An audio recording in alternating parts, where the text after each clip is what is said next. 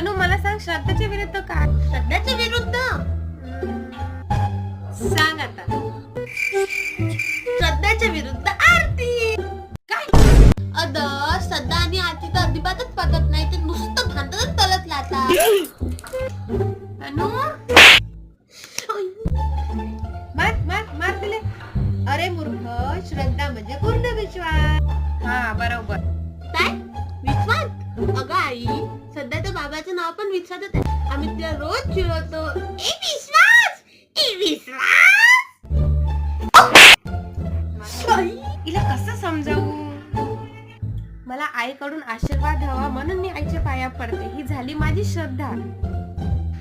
पण मी आईचे पाया पडले म्हणून आई माझ्याशी चांगलीच वागेल. ही झाली माझी अंधश्रद्धा. सटवे नालायके.